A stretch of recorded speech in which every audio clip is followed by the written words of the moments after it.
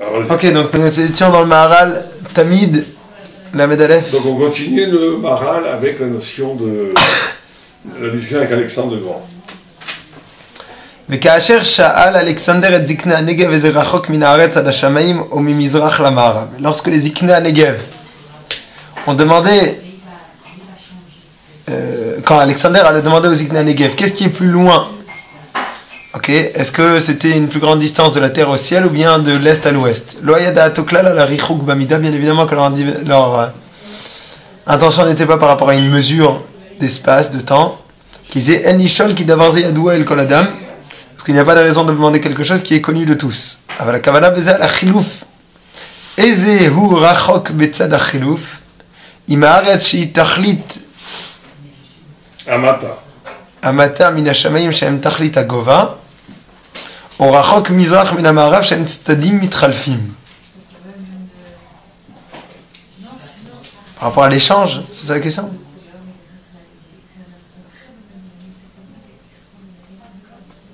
והם היו אומרים כי יותר רחוק ומתחלפים הצדדים זה מזה, שהוא מזרח ומערב, que sont plus loin et s'échangent les côtés l'un de l'autre qui sont de l'est à l'ouest, minitralfut amala va amata, de l'échange entre le haut et le bas.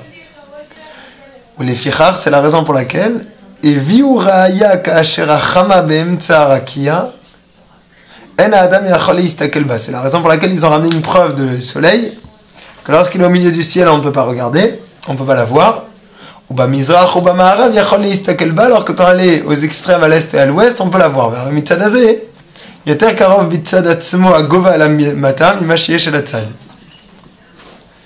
d'accord que de ce point de vue-là, le soleil est plus proche de la personne lorsqu'elle est au-dessus de lui que quand elle est sur le côté. Les Chachamim disent que shema sheyachol ha'adam le'istakel ba כשהיא במזרח או במערב, זהו מפני דלא קהה בידיעה, כמו שהתבהר למעלה.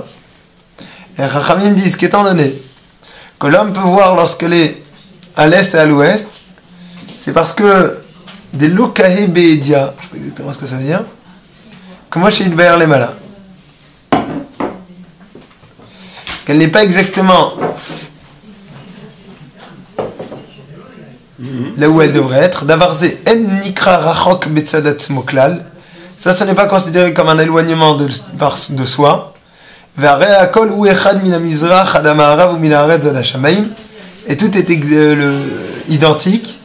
Ki chiluf shnei hatzdadin anochechim chiluf hagova ve'hamita hu davar echad. Ve'hamata hu davar echad. Parce que l'échange de deux aspects qui sont égaux, ou l'échange du haut et du bas, c'est quelque chose d'identique. Donc en vérité, pose ici le Maharal. Qu'est-ce que dit le Maharal? En vérité, on ne parle pas bien entendu de distance physique, mais on parle de ce qu'on appelle, ce qu'il appelle lui, le chilouf, c'est-à-dire l'échange. Ça veut dire qu'il donne une dimension purement existentielle. Ça veut dire dans ton référent. Dans ton référent, tu as le haut, le ciel, et tu as les quatre cardinaux. Donc quand tu pars dans un point de vue d'horizon, un point de vue de référence, qu'est-ce qui est plus proche? Alors ça veut dire quoi ça? Ça veut dire quoi que le point de vue de référence, qu'est-ce qui est plus proche? Ça veut dire que quand tu es dans une... Là, ici, c'était éminemment moderne ce que dit le Maharal. Il dit que le questionnement d'Alexandre le Grand et la réponse des Chokmei des sages du Sud, c'était une question en réalité de l'ordre de... dans la conscience humaine, dans l'existence humaine, dans la façon dont l'homme voit le monde, dans la façon dont l'homme se situe par rapport au réel et aux problématiques que le réel se pose à lui. Qu'est-ce qui est plus prédominant, qu'est-ce qui est plus évidemment à la portée de la conscience? Est-ce que c'est la dimension de l'espace terrestre ou le rapport au céleste? C'est ça la grande question. En d'autres termes, qu'est-ce qui est plus... on en a déjà parlé, je crois, la dernière fois. Qu'est-ce qui est plus évident dans la conscience? Un rapport, une perspective, un regard sur le rapport à la terre et au ciel, ou prendre la mesure du réel. C'est comme ça que comprend le Maharal. Ça veut dire que quand on pose... Qu'est-ce qui est de l'ordre de la plus grande certitude intellectuelle et de l'expérience du rapport? Ce qu'on appelle le chilouf ici, c'est le rapport. Est-ce que c'est l'homme essentiellement, pas naturellement, essentiellement, est plus porté à comprendre fondamentalement le rapport entre le spirituel et le matériel, entre le ciel et la terre, ou est-ce qu'il est plus porté à comprendre la totalité de l'être? Et donc la réponse des sages du Negev, c'est de dire que l'homme est de façon ontologique, c'est-à-dire essentielle, plus habilité à capter les questions métaphysiques qui sont mises en branle par le rapport du présent au ciel, que de comprendre la totalité de l'être. Ça voudrait dire que l'inclinaison première de l'intelligence est avant tout métaphysique, avant d'être physique. C'est-à-dire que l'intelligence a attrait plus fondamentalement, plus radicalement, originellement, à un rapport transcendant qu'à un rapport immanent. C'est ça que je veux dire. Alors qu'est-ce que ça veut dire pour nous? Ça voudrait dire qu'il faudrait dénicher il faudrait dénicher dans l'exercice même cognitif premier, avant de Torah, avant toute religiosité, avant toute pré-politique, avant toute initiation, qu'est-ce qui questionne et quelles sont les réponses qui sont les plus proches de toi? Or, le questionnement et les réponses qui sont le plus proches de la conscience, pas de toi, de la conscience, sont les questions métaphysiques. En d'autres termes, une question comme pourquoi y a-t-il de l'être plutôt que rien? Pourquoi sommes-nous là? Quel est le rapport entre l'infini du ciel et la finitude du réel?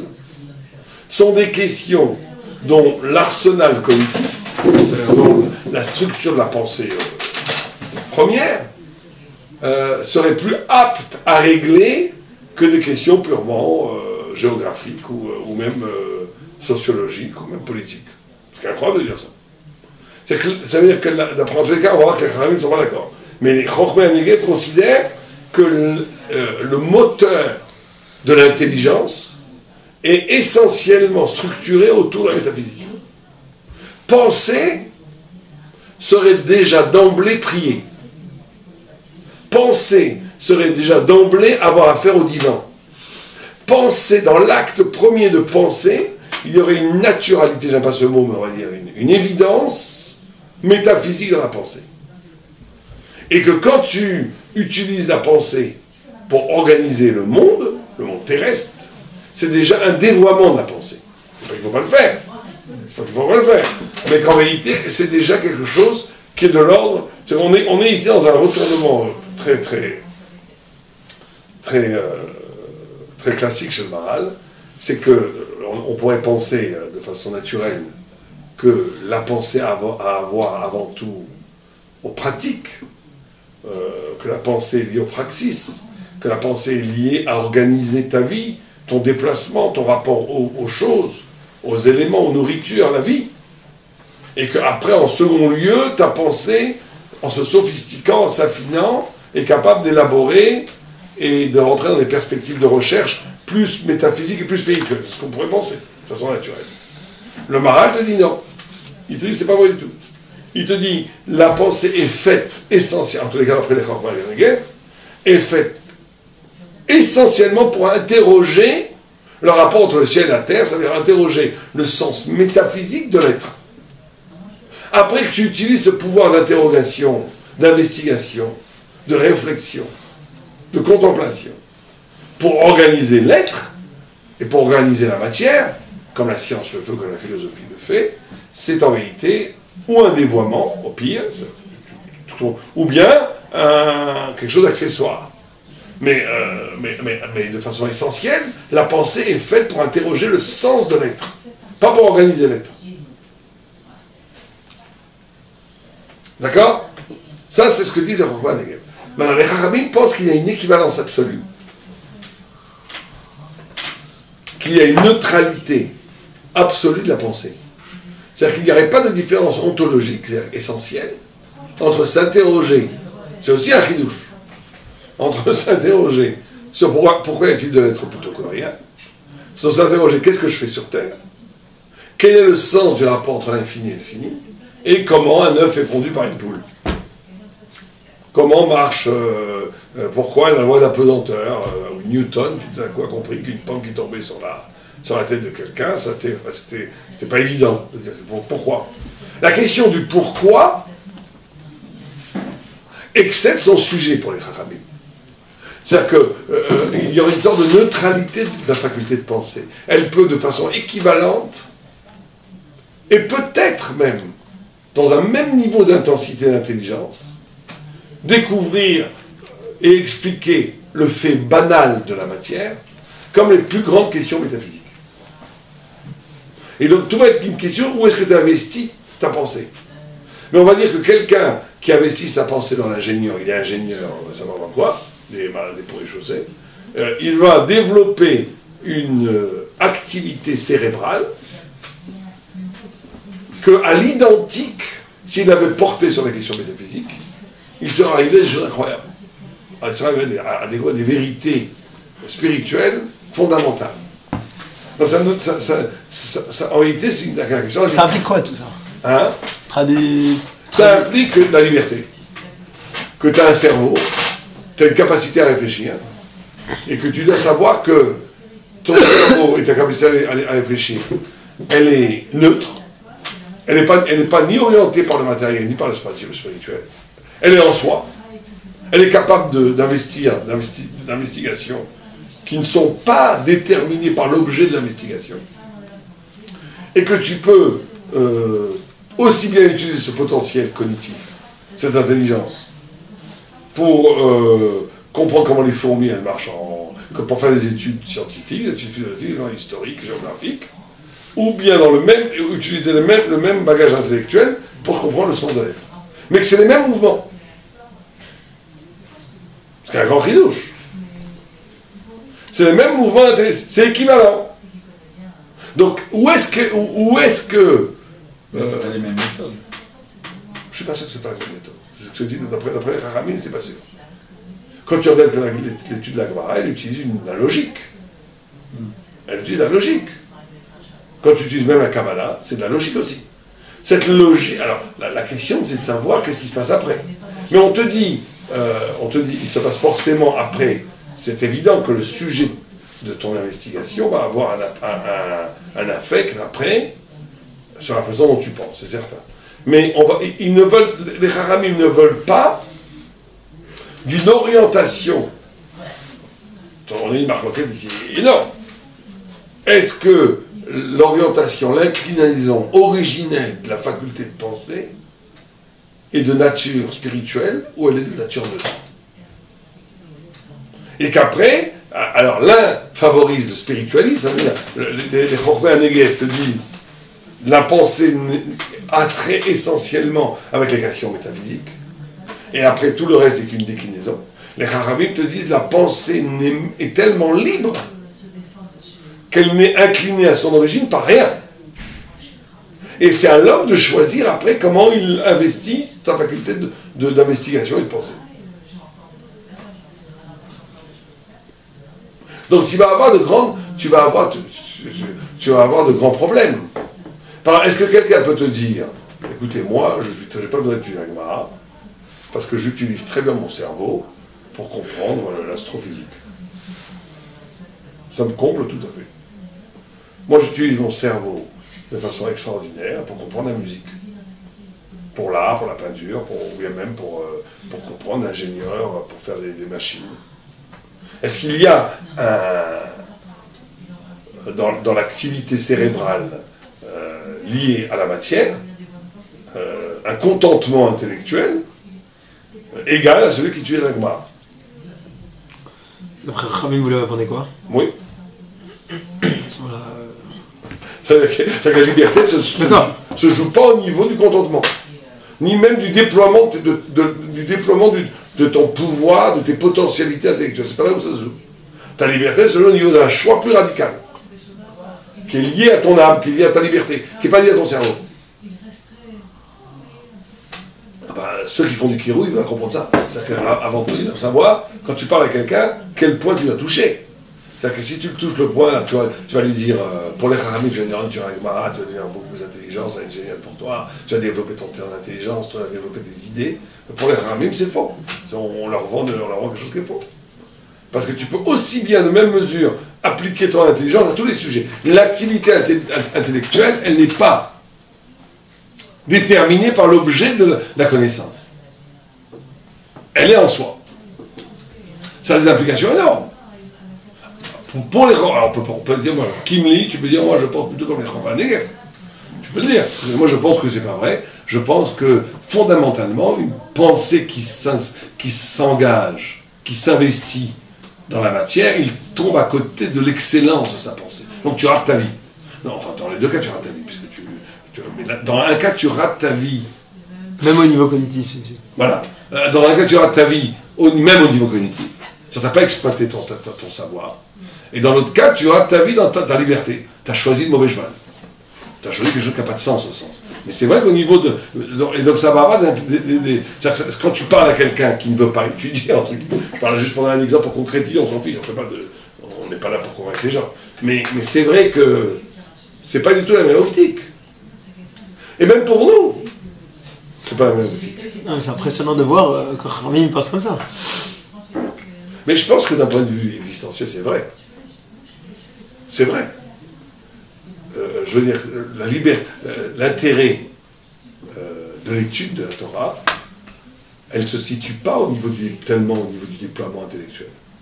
Elle se situe au niveau après, de ta proximité avec Dieu et ta proximité avec la vérité transcendante que cette étude te permet d'avoir. Mais au niveau des chilukim qu'on fait dans l'étude, les sphères qu'on trouve, de résoudre des problèmes, des contradictions. Un chercheur, il fait la même chose. Moi, je pense qu'un chercheur fait la même chose. Hein. Je veux dire, c'est l'esprit humain qui est en train de travailler, c'est tout. Mais il y a une technique qui est différente, c'est qu'on garde toutes les expériences prévues, etc. On essaye d'analyser la chose même si elle n'est pas retenue par la suite. Le chercheur, une fois qu'il a compris que ça marche pas, il arrête. Il y a des corpus, il y a des façons de... Je suis persuadé, je ne connais pas très bien, mais je suis persuadé qu'il y a d'autres créneaux, il faut pareil. Hein. Et pourtant, il n'y a pas des grands mathématiciens, c'est pas sûr qu'ils vont donner des grands musiciens. C'est pas du tout la même chose à quelqu'un. À cause des midotes, pas à cause du cerveau. Le cerveau ne ment pas. Le cerveau, 1 plus 1 font 2. 2 plus 2 font 4. La logique, elle est implacable pour tous. D'ailleurs, tu vois très bien que des gens, moi je le vois, ça m'a toujours fasciné ça. Des gens, les mêmes personnes, tu essaies de leur expliquer un Tosfot, ils ne comprennent rien. Et c'est pas très compliqué, hein. Tu commences à leur parler de leur business, tu commences à parler de vendre. C'est des génies. C'est des génies. Tu dis, attends, mais si je te rends la maison comme ça, qui me dit que je ne vais pas avoir ce problème, c'est sûr que tu n'aurais même pas pensé, toi. Il veut dire, ouais, attends, il commence à te faire des qui, oui, mais est-ce que c'est vraiment vrai que l'avocat est... Oh, mais t'es un grand lame-dame, toi, dès que ça touche à ton argent. Pourquoi? Parce qu'à ce moment-là, il est intéressé, c'est tout. C'est midot à ce moment-là, il n'y a pas d'obstacle pour essayer de comprendre. Parce qu'au contraire, il veut comprendre. Donc il mobilise tout son intellect pour ça. Mais dès que c'est la Gemara, comme il ne voit pas tellement, comme il est matériel, il ne comprend pas l'intérêt de comprendre il comprend l'intérêt d'une femme, mais qu'elle est chicha, il comprend pas. Ça ne lui parle pas du tout. Qu'est-ce que j'en fiche, moi? J'ai une femme déjà, mais je ne me parle pas. Donc il ne comprend pas. Qu'est-ce que tu veux l'embêter, quoi? Donc il devient bête. Mais l'inverse aussi n'est pas toujours vrai. Hein. Envers quoi? C'est sûr qu'après, si vous se lancez dans les affaires ou dans le droit, c'est peut-être tellement... Si c'est un lambda, je peux te garantir que oui. Si c'est un lambda, si ça l'intéresse. Si c'est un lambda, tu le mets n'importe où, c'est un champion. Alors moi je connais des très grands lambdanim, tout de suite ils comprenaient tout. Shmuel Deutsch, il a appris l'anglais en prenant un dictionnaire. Il s'est marié avec une femme américaine qui ne parlait pas bien l'hébreu, ni le yiddish, il a pris un dictionnaire, il a pris tout le truc et il a commencé à lui sortir l'anglais au bout d'une heure. Les génies, ça reste un génie en tout. Rav Zimmerman, c'était un gars un arabe, il a commencé à faire de la bourse, il a gagné plein d'argent, et un jour il a tout perdu, c'est vrai. Mais quand même, c'est quelqu'un qui savent, il n'y a pas de problème. Ça s'adapte au truc. Tout, il n'y a pas de problème. Là, tu vois très bien dans le truc d'ingénieur, que tous les harinim quand ils sont dans les chivotes, et on parle de ceux qu'on parle ici.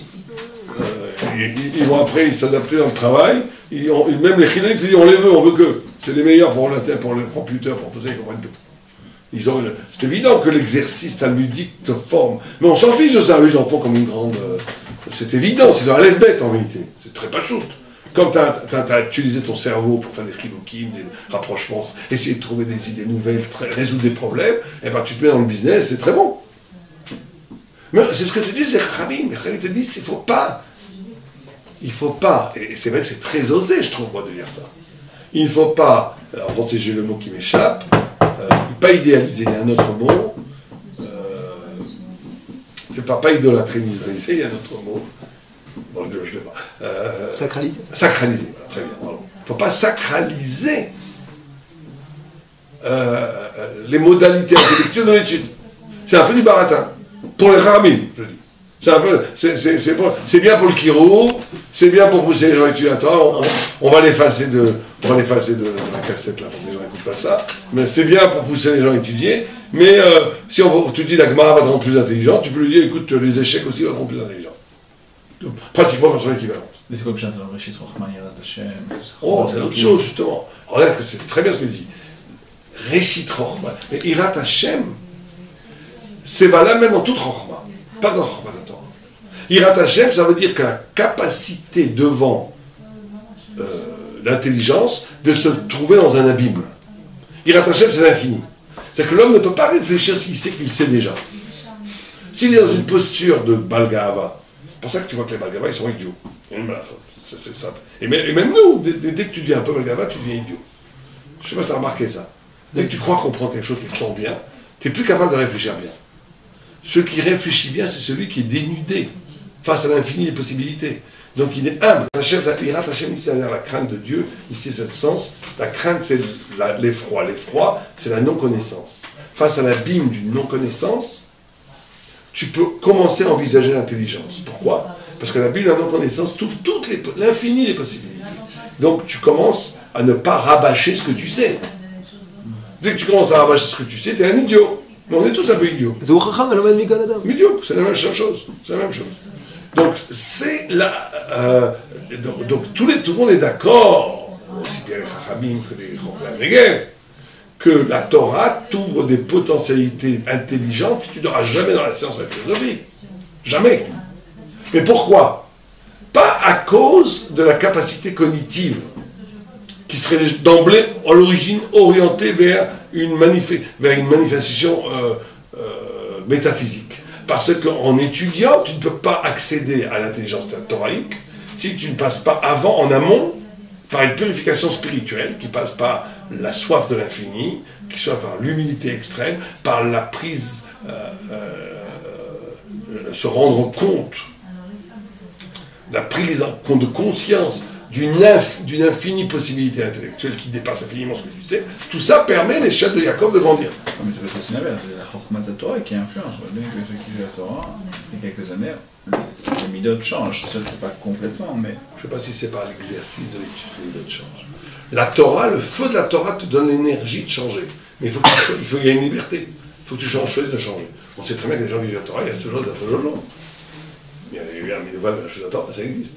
On sait très bien qu'il y a des gens qui disent « Attends, ils ne changent pas ». Malheureusement, ça existe. Mais c'est vrai qu'il ne faut pas non plus oublier l'autre opinion, qui sont les Rochman et Hegel, qui eux pensent que non. Ils pensent, et c'est très intéressant aussi, que dans toute manifestation intellectuelle, il y a à l'origine une quête spirituelle. C'est très difficile à comprendre, Marcolet. Ouais, je suis d'accord avec ça. C'est très difficile à comprendre, parce que c'est très fin. Non, parce qu'encore on te dit cachère et pas cachère. Ouais. Alors tu dis, bon, il y a deux histoculiotes et que c'est en amont de ça. Quand tu réfléchis, quand tu commences à penser, ici c'est la notion même du statut de l'acte de penser. Par quoi est-il motivé à l'origine ? Alors, les Chokhmat te disent, on ne commence pas à penser s'il n'y a pas un grand point d'interrogation devant tes yeux qui cherche Dieu. Donc tu réfléchis, comment je vais faire un train ? Si tu vas au bout de la ligne, pourquoi tu veux faire un train ? Reste à manger des pommes de terre dans ton terroir comme les lapins. Pourquoi tu veux faire un train ? Pourquoi tu veux faire une fusée ? Pourquoi tu veux faire une société ? Pourquoi tu veux faire des égouts ? Pourquoi tu veux changer ce qui existe déjà ? Reste dans la nature. C'est parce que l'homme étant insatisfait dans la nature, et comme l'homme sent que son être excède la nature, il a attrait avec l'infini, il a attrait avec la métaphysique, il a attrait avec Dieu. Donc il cherche de rejoindre Dieu.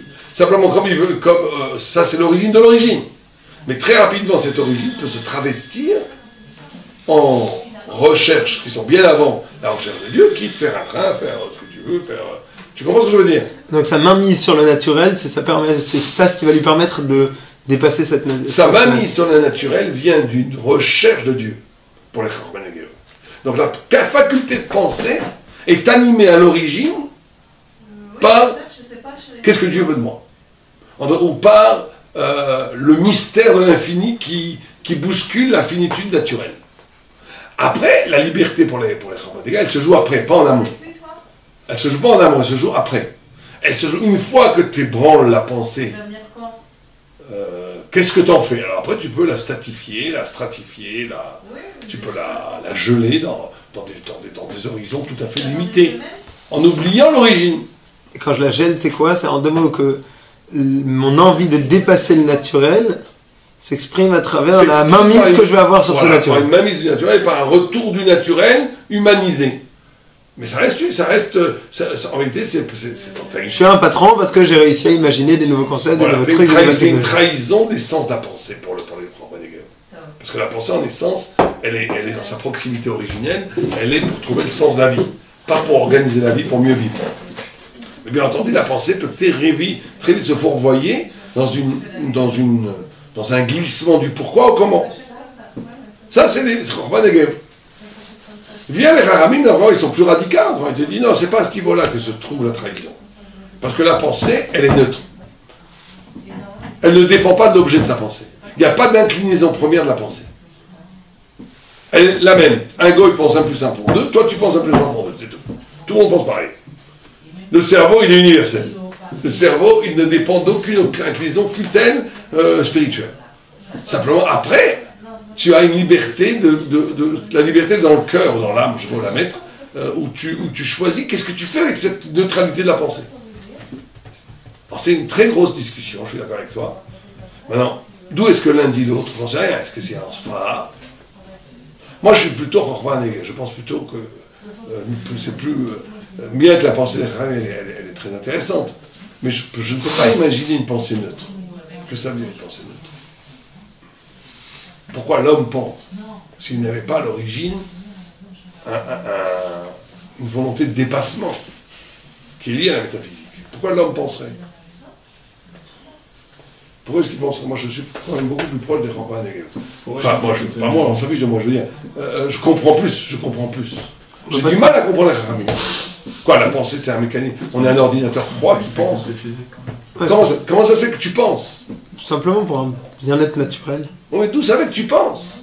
Je suis d'accord, mais est-ce que je peux limiter ma pensée uniquement à un bien-être personnel? On est d'accord avec ça, la liberté, c'est ce que tu l'as. Tout le monde est d'accord avec ça. Non, mais peut-être que Chachamim y pense. Que cette pensée-là, elle peut être uniquement avec une seule origine et un seul but, mon confort. Mais tout le monde est d'accord avec ça. Ou mes avantages personnels. Mais tout le monde est d'accord avec ça. C'est pas la marloquette. Oui, mais la marloquette, sans avoir de base, comme vous avez dit en hiver. Est-ce que la possibilité de penser à l'origine existe à cause d'une proximité à la question métaphysique? C'est ça la question. En vérité, les Chachamim ne disent pas exactement ce que je dis. Je me suis moi-même trompé en disant neutre. Je pense qu'ils veulent dire que la pensée, parce qu'il ne dit pas, le Maharal ne dit pas que c'est neutre. Il dit que c'est équivalent. C'est équivalent. C'est-à-dire qu'on pourrait peut-être pousser l'analyse plus profondément. L'interpellation de l'être et l'interpellation métaphysique, pour le cerveau, c'est la même. Mais pour les deux, il y a interpellation. C'est-à-dire que pour les deux, il y a dispositif spirituel à l'origine. Simplement, est-ce que le dispositif spirituel est déjà connoté d'une spiritualité, ou est-ce qu'il est connoté juste par le fait même, que le fait même de s'interroger sur l'être, c'est déjà spirituel, parce que pourquoi tu t'interrogerais sur l'être? Non, ce serait quoi la marloquette alors? Et qu'est-ce que Chormadega y pense? Non, ce serait peut-être une très petite marloquette, justement, on va comme on a voulu le dire au début. Est-ce que ce qui ébranle la pensée, ce qui rend la pensée possible, ce qui fait qu'il y a pensée, plutôt qu'il n'y ait pas de pensée, c'est une interpellation neutre, le fait même qu'il y a interpellation, le fait même qu'il y a étonnement, le fait même que l'homme s'arrache du contentement matériel et qu'il s'intéresse à autre chose que lui, c'est ça l'acte originel spirituel. Maintenant, que autre chose de lui soit spirituel ou pas, c'est équivalent. Ok, alors que Chormadega ils te disent non, ils te disent à l'origine de l'origine, l'homme ne peut s'intéresser, n'est interpellé que par le sens déjà. Pas que parce qu'il y a autre chose que de lui. C'est que pour les Chormadega, c'est l'appel du sens qui fait que l'homme pense. le sens déjà établi presque, le sens métaphysique. Pour les Chachamim, c'est le fait de s'intéresser à autre chose que soi, l'étonnement qui ébranle la pensée. Mais pas forcément qu'il y a le sens. Mais si c'est le sens, où est-ce que c'est trahi alors? Si la base de ma pensée c'est de vouloir trouver le sens, alors comment est-ce que je peux trahir cela? En m'arrêtant à imaginer un nouveau téléphone. Tu ne veux plus le sens, au bout d'un moment. Tu penses, mais plus pour trouver le sens, tu penses pour accommoder le confort existentiel. Quand est-ce que j'ai fait ce switch? Dès le début, très vite, dès le début. On te donne la possibilité de penser pour trouver le sens. Toi, tu dis non, j'en veux pas du sens, je veux juste organiser le monde pour vivre mieux. Bon, continuons. Bon, c'est une très intéressante remarque, c'est évident. Ça va très loin, parce que ça va aussi sur la question du miracle d'un accord entre la pensée et le monde, et la pensée et le sens. Comment se fait-il que la pensée s'accorde avec le monde et que la pensée est capable de comprendre le sens? Pourquoi est-ce que nous ne sommes pas tous des grands déliriums, des grands délirants? Les Chachamim disent que le fait même de pouvoir penser, et à partir de la pensée construire des trains ou des fusées spatiales, c'est un miracle spirituel. Comment se fait-il qu'il y ait équivalence entre la logique humaine et la logique interne à la matière? Qui te dit? C'est pas du tout évident. C'est pas du tout évident. Pourquoi voudrais-tu qu'il y ait équivalence, concomitance entre les deux logiques? On pourrait avoir des logiques, d'ailleurs, le fou développe des logiques qui n'ont aucun impact réel. C'est ça la paranoïa. C'est de développer des logiques qui sont... Je ne sais pas si tu as déjà parlé avec un fou, un vrai fou. Tu as déjà parlé avec un vrai fou. Il est d'une logique implacable. C'est incroyable. Ils sont d'une logique, mais plus logique que toi. Et tout se tient. Et je commence à donner une évidence. Tu es un fou, tu n'en as pas croire au fou. Mais il y a un seul petit problème, c'est que c'est une logique qui s'auto... qui n'est pas en phase avec la ni la vérité ni la réalité. C'est le seul problème. Mais au niveau de la logique, c'est parfait. Donc, c'est déjà un miracle que la logique humaine ne soit pas une logique folle. Qu'elle puisse aussi être en correspondance avec la logique interne de la réalité.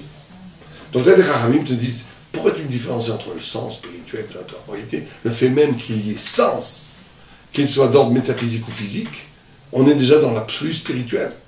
Je pense qu'il faut expliquer plutôt comme ça, notre première explication. Alors, continue. Quand je dis je pense donc je suis, donc je pense que c'est comme Rahman Nagel, non? Mais non, je pense que je suis, c'est autre chose. C'est encore vrai. Je pense que je suis, c'est juste le souci goy de trouver quelque chose qui est irréfutable. Descartes voulait juste lui faire une chose, dire, il était l'héritier d'une tradition philosophique qui avait posé des axiomes. Des axiomes. Il y a Dieu, il y a le monde. Il te dit, moi je veux, bien sûr je crois en Dieu, il fait attention de ne pas être brûlé par l'Église à l'époque, je crois en Dieu, je ne mets pas en question ni la morale, ni Dieu, ni l'État. C'est du baratin. En réalité, il le tourne en question, pourquoi? Parce qu'il veut trouver quelque chose de stable. Or, il dit, quelle est la stabilité la philosophie étant la pensée autonome, nous on a la révélation, donc on n'a pas ce problème, c'est un problème de Goy. Nous, on a la révélation factuelle. Donc, on a vu Dieu, donc on n'a pas de problème. Mais les gars, ils n'ont pas la révélation. Ou ils l'ont à un niveau qui n'est pas assez palpable pour eux. Donc, il leur faut un point de départ stable. Alors, c'est quoi le point de départ stable? Alors, Descartes le trouve, pour lui, en tous les cas. Il dit, je doute de tout. Je doute même que je doute. Mais en doutant que je doute. Alors, en doutant, il y a un fait absolument indiscutable qui s'opère en moi, c'est que je doute. Donc je suis. C'est ça le pense, c'est ça le cogito. Ego sum. Tu ne peux pas dire, même si je doute que je doute, et c'est moi qui doute. Donc j'ai quelque chose d'absolument sûr qui est que je suis. C'est pas je pense donc je suis, c'est une erreur, tout le monde fait cette erreur. C'est je suis donc je pense. Donc je suis et ce suis est un suis pensant. Or si je pense, continuation du cogito, si je pense, j'ai l'idée de l'infini. Or, l'idée de l'infini ne peut pas être produite par le fini, donc Dieu existe. Voilà le cogito. Mais donc la pensée, c'est pas juste une faculté physique. Lui, s'est arrêté avant Dionyse. Alors, c'est vrai que certains, dont les Vinas, mais moi je ne suis pas d'accord avec cette façon de voir, mais là c'est bon, on va dans la philo, on va pas trop de philo, les Vinas considèrent que, je pense, il faut le sortir de son schéma mathématique, qui est donc, comme dans le discours de la méthode, Descartes laisse à penser, pour dire, en vérité, il veut dire qu'il rencontre Dieu, à l'intérieur même de sa subjectivité, très lévinassien. C'est-à-dire qu'au cœur même de l'expérience de la subjectivité, tu rencontres Dieu. Il a voulu judaïser, en vérité. Il a voulu judaïser. Ça, c'est la Torah Shebalpé, ça. Ça, c'est Hanouka avec la Torah Shebalpé. Où le juif, quand il est condamné, il n'y a plus de prophétie. Il est condamné à étudier le texte seul. Le grand miracle de Hanouka, c'est qu'il trouve, au fond de sa subjectivité, il trouve Dieu. Il trouve Sinaï. Et une des symboliques de toutes les lumières de Hanouka, c'est que là où il aurait dû y avoir obscurité, puisque les Grecs ont tué la prophétie, et qu'on s'est retrouvé seul face à un texte, on aurait dû tomber dans le protestantisme, où chacun interprète le texte comme il veut, et chacun savait été pour soi et Dieu pour tous. Il y a eu l'éclosion extraordinaire des lumières de la Torah Shebalpé, où Rabbi Akiva, Rabbi Shimon, Bar Yochai et Rabbi Meir, en étudiant avec leur Neshama le texte, ont découvert au cœur même de leur subjectivité la révélation divine sinaïque. Au point où Rabbi Yochanan ben Zakkai, quand il enseignait sur un rocher, il se levait, ses élèves disaient c'est le mont Sinaï le rocher. Donc Lévinas, dans un souci de judaïser Descartes, a dit voilà, Descartes aurait dit, il n'a jamais dit ça. Descartes c'était un matheux, il a fait la première machine à calculer. C'était un vrai matheux, c'était un vrai scientifique. Et il a simplement voulu établir de façon. Bon, on peut très bien, on a le droit de calculer Descartes comme ça, on s'en fiche. Mais la page toute, c'est qu'il essaie de trouver un socle de véracité indiscutable pour après bâtir un raisonnement pour prouver que Dieu existe, ce qu'on appelle la preuve ontologique. Sur ce, Kant, 2 siècles plus tard, dira c'est pas parce que tu as l'idée d'un thaler que tu as un thaler dans la poche. C'est parce que tu as l'idée de Dieu que Dieu existe. Ça a été la koucha que Kant a posée sur Descartes. Donc c'est pas ce que tu dis je pense. Ça c'est sûr que ça c'est rigoureux. Si je doute que je doute, donc je suis à un certain sens, c'est vrai. Ça tu peux pas le démonter. Et je pense, et j'ai l'idée de l'infini en moi. Or le fini ne peut pas produire l'infini. Donc ça veut dire que l'infini existe, qui m'a mis à l'intérieur de moi l'idée de l'infini. Donc Dieu existe. Voilà la démonstration de Descartes. Sur ce, le Kant dira, mais non, c'est parce que tu as l'idée de l'infini que l'infini objectivement existe. Ceci dit, ça aussi tu peux attaquer Kant, parce que tu veux dire, alors pourquoi est-ce qu'on a l'idée de l'infini si l'infini en soi n'existe pas? Alors c'est peut-être juste une idée. Bon, ça c'est la philo pure, on s'en fiche. Enfin, c'est intéressant, mais c'est pas pour nous maintenant. En tous les cas, donc c'est clair ou pas clair? C'est clair ce passage? On continue, deuxième chapitre, vas-y. On va avancer. אמר להם, ומה יעביר איניש ויחיה אמרו לי ימות. Non, איזהו חכם. Ouais. איזהו חכם מבואר במסכת אבות. Pardon. ensuite ימית את עצמו, אמר להם, ומה יעביר איניש ויחיה אמרו לי ימית עצמו. מה יעביר איניש וימות יחיה את עצמו. Donc ça c'est extraordinaire. Il a dit Maya vid anish veichie. Qu'est-ce que fera l'homme pour vivre?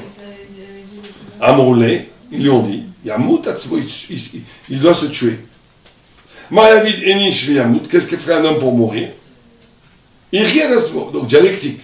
Réponse dialectique des Chochma Negev, des sages d'Israël. Avant dans le Marak, essayons de faire comme on fait. Vous connaissez le livre Chochmata d'Arkea Talmud. Vous connaissez le livre d'Arkea Talmud? Vous connaissez? Il y a une Mishita extraordinaire. Il dit que quand vous étudiez la Gemara, lisez la Gemara, essayez de comprendre la Gemara seule avant de toucher à Rashi. Et après, une fois que tu as tout analysé comment tu comprends, vois Rashi. Et pose-toi la question, pourquoi j'ai pas trouvé ce que Rashi a dit? Qu'est-ce que Rashi a rajouté, ce que j'ai pas compris? Oui, si j'avais dit ce que j'ai dit, ce que Rashi a dit, c'est pas possible. Donc ça veut dire que Rashi dit autre chose. Et donc qu'est-ce qu'il veut dire au-delà de l'évidence que moi j'ai compris? Roshi avant Rashi. Hein? Roshi avant Rashi. Donc maintenant, alors Roshi pour vous, qu'est-ce qu'il veut dire? Qu'est-ce que c'est cette histoire? Tu veux vivre, il faut que tu es toi-même. C'est quoi cette histoire? Tu es toi-même par rapport à un matériel. Bon, pourquoi c'est pas toi-même? On va dire tuer la matière. Ils vont pas t'induire en erreur stam. Son corps, quoi.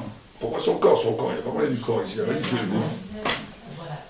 Atzmiut, l'ashpiut, atzmo. Même par rapport à la pensée, à partir de l'instance qu'on a développé tout à l'heure, c'est que quand j'accepte l'abolition de ma pensée, c'est ce qui me permet de pouvoir avoir une nouvelle pensée, donc ce qui me permet de vivre. Oh, quel est le plus grand masque à ta propre vérité? Le plus grand masque à ta propre vérité, c'est toi-même. C'est-à-dire que nous avons des images, nous avons une image de nous-mêmes, rassurante, on a une façon de se concevoir, on a une façon de concevoir, on a une maîtrise cognitive de façon de penser, qui sont notre acquis. Et on l'utilise pour se déplacer dans le monde. Mais il faut savoir que c'est le masque qui est intéressant, c'est lui-même le produit d'un dépassement. Mais il est aussi la pire des clipas. Parce qu'il t'empêche de te... L'homme, par essence, c'est méod. Adam, c'est l'anagramme de méod. Méod, c'est beaucoup, c'est l'excès. C'est que l'homme est infini. Comme il est fait à l'image de Dieu, il est infini. Dès que l'homme se résume à une posture de lui-même, une façon de se considérer lui-même, il s'est défini, et il se stratifie, il se congèle dans cette façon, dans cette stagnation. Il a créé le plus grand masque par rapport à sa propre génialité, à sa propre devenir, à sa propre façon de pouvoir être, d'advenir. Il a neutralisé la possibilité d'advenir. Donc c'est la mort. Donc si un homme s'affirme dans la vie qui est le produit de son passé, il se tue. Si un homme est capable de se dessaisir, de sacrifier la sécurité d'une propre définition de lui-même, il s'ouvre à son advenir, il s'ouvre à ses potentialités, il permet à sa génialité de s'exprimer. Et peu de gens le font. En réalité, c'est ça qui différencie, à moyen terme, un Talmid Chacham d'un non-Talmid Chacham. C'est cette capacité de le faire. Cette capacité d'une remise en question perpétuelle de ses acquis. C'est cette capacité tout le temps de ne pas sombrer dans une matérialisation de soi-même, où tu te considères, voilà, je suis ce que je suis maintenant, et je ne serai jamais autre chose. D'accord? Et en donnant trop de vie à ça, tu te tues. Et en tuant en acceptant le sacrifice d'une posture de soi actuelle, tu t'ouvres à la vie. À la vie future. C'est pas catégorique. Dans tes rapports aux gens aussi. Non, et dans ton business, dans tes rapports, tes midot, surtout dans tes midot. L'homme n'est pas forgé. L'homme est libre. Il peut changer tout le temps. Tout le temps.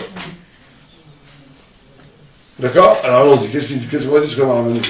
On va voir s'il a dit dans notre sens ou pas.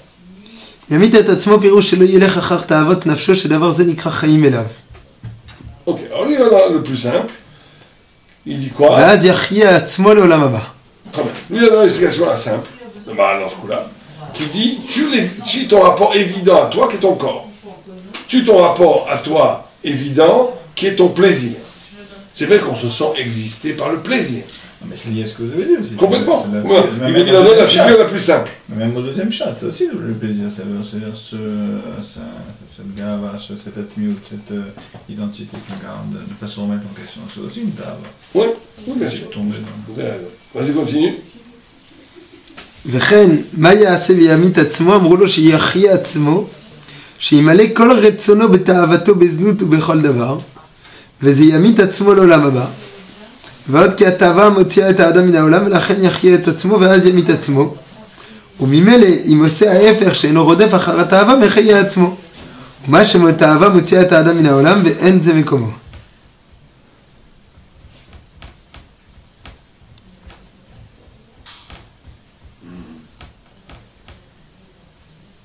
C'est intéressant qu'il dit. Imale kol retsono beta'avato. Beznut ou bechol davar. Voilà l'échec de la vie. L'échec de la vie, c'est de réussir à satisfaire toutes tes volontés qui sont liées à ton désir. Tu te rends compte? Il n'y a pas plus anti-psychanalyse que cette phrase. Quand on te dit, c'est quoi l'échec de ta vie?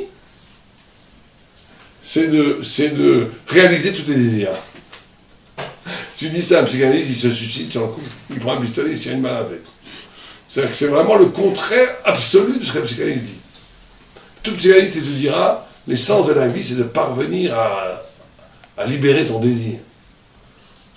C'est ça l'essence de la vie. On te dit ça, c'est la mort. C'est la mort absolue. C'est incroyable. C'est-à-dire que l'homme est capable. Il faut bien comprendre que, et c'est très très difficile cette histoire, parce que vous savez qu'il y a un Zohar qui dit, pourquoi est-ce qu'il y a le désir sexuel? Pourquoi, d'où il vient? Pourquoi il y a le désir sexuel? À quoi ça sert? Métaphysiquement, ça sert à quoi? À part faire des enfants. On aurait pu faire des enfants autrement. Dieu aurait pu faire un système, tu fais des enfants, tu as qu'à prier une bonne prière, hop, tu pas ton enceinte. Pourquoi est-ce qu'il y aurait, je sais pas, il aurait pu avoir d'autres systèmes. Et il dit le Zohar parce qu'il te dit, il n'y a pas de connaissance sans désir. C'est-à-dire que si l'homme n'avait pas de désir sexuel, il ne comprendrait rien à rien. C'est un midrash qui dit que la tidlavo, kol ha'ta'avot yitbatlou, le yitzhara va être mitbatel, mais pas complètement, parce que sinon il n'y aura plus de chidvata deshmata. Il dit Dieu, c'est le midrash. On dit Adam Zaken, c'est un Zohar. Donc le Zohar, il dit c'est que, mais quel rapport entre le désir et la compréhension? La capacité de vouloir se surpasser. Ouais, c'est vrai. Mais quoi encore? L'envie d'attendre. Hein. Pourquoi le désir est à l'origine même de l'intelligence?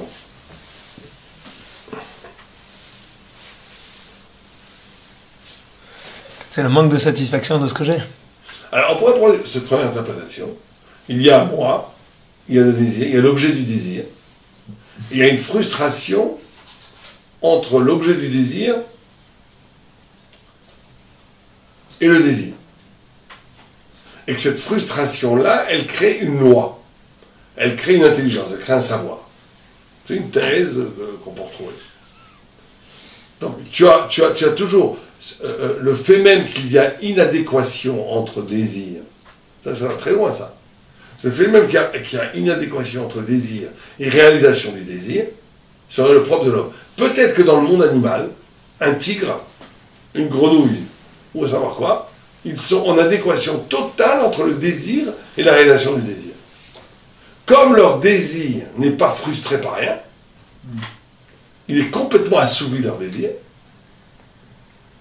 alors, et je sais que ça c'est le rêve de tous les grands libertins, c'est d'être des animaux. Rien de dire, voilà, je vais réaliser tous mes fantasmes, tous mes désirs, je vais y aller à fond. Mais en réalité, ils ne se rendent même pas compte qu'ils sont en train de détruire l'humanité qui est en eux. Pas parce que c'est pas moral d'aller après son désir, même si c'est des désirs cachés, on va savoir. Mais le fait même, cette inadéquation entre le désir et l'objet du désir est la marque de l'irréductibilité humaine au métabolisme animal qu'a en lui. C'est la marque de sa spiritualité. Pourquoi l'homme est toujours... D'entretenir l'inadéquation. Non, tu tombes toujours dans la stratégie, qu'est-ce que tu t'as dû à faire. Essaie de penser en essence. Pourquoi est-ce qu'un homme n'est jamais complètement satisfait dans le désir?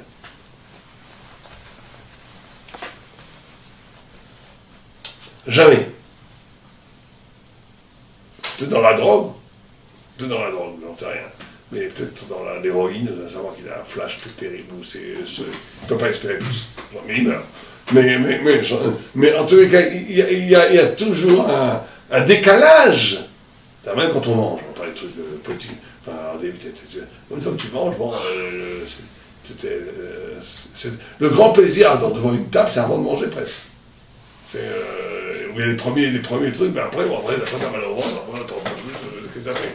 C'est-à-dire qu'il y a une adéquation entre l'espérance du plaisir et l'expérience du plaisir. Pourquoi? Parce que l'homme n'est pas limité au plaisir. Cette irréductibilité de l'homme au métabolisme jouissif renvoie à une dimension divine de l'homme, infinie de l'homme. Ça, c'est la première notion. Et c'est non seulement ça, mais cette inadéquation va être l'éveil d'une loi, d'une conscience, d'une intelligence, d'une compréhension de cette inadéquation va briser le cercle de la nature. Mais il faut aller plus loin. Il faut aussi essayer de comprendre en quoi le désir lui-même est la porte de l'intelligence.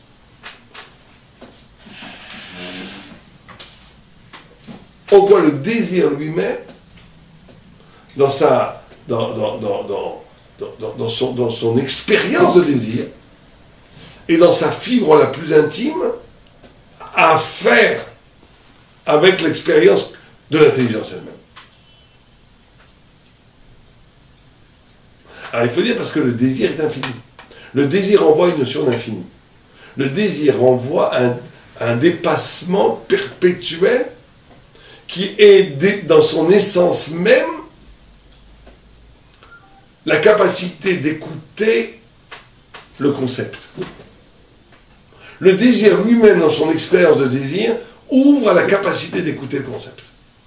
C'est pour ça qu'un ordinateur ne pourra jamais penser. Parce que comme il n'a pas de désir, donc tout ce qu'il dit est là, et c'est suffisant. Il n'y a pas de shlave, il n'y a pas d'écho, il n'y a pas un au-delà de ce qui est dit. Donc il n'y a pas de pensée possible. Le désir rend possible, si tu préfères, la tsura, la forme de l'intelligence, qui est tout le temps insatisfaite et qui te montre qu'il y a de l'après, qu'il y a du plus. Les gens qui sont pas des gens n'ont pas de désir. Non. Oui, les gens qui sont très qui ont du désir. Oui, bien sûr. Mais le désir est une condition d'intelligence. C'est pas suffisant. Il faut après être capable d'orienter ce désir. C'est pour ça que celui qui oriente son... C'est pour ça que c'est très lié, au contraire. Si quelqu'un a orienté son désir que dans le Olam Hazé, il va être complètement fermé aux choses d'intelligence. Parce qu'il a utilisé cette énergie,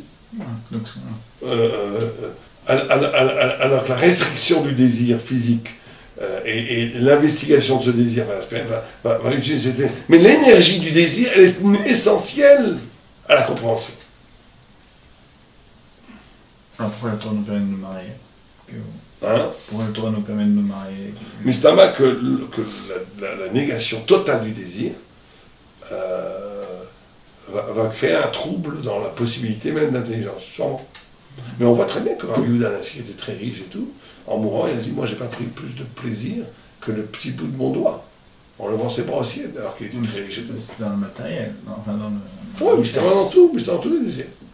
Alors là, ça tombe effectivement dans quelque chose de très fin. Il faut que le désir soit là, mais il ne faut pas qu'il t'obstrue, qu'il occupe toute la place de l'énergie. Il faut le traduire, il faut le sublimer dans un rapport d'intelligence. Il faut que le désir rende que la pensée devient vivante. Et il faut que la pensée raffine le désir. Mais si tu tues complètement le désir, tu n'as plus de pensée. Mais attends, on a permis d'avoir plusieurs femmes. Ouais, mais c'est pas du tout évident que ça soit plus pour un secrétaire. C'était aussi des projets familiales, des enfants, de responsabilités, etc. C'est pas que multiplier le plaisir. Bon, on fera la semaine prochaine.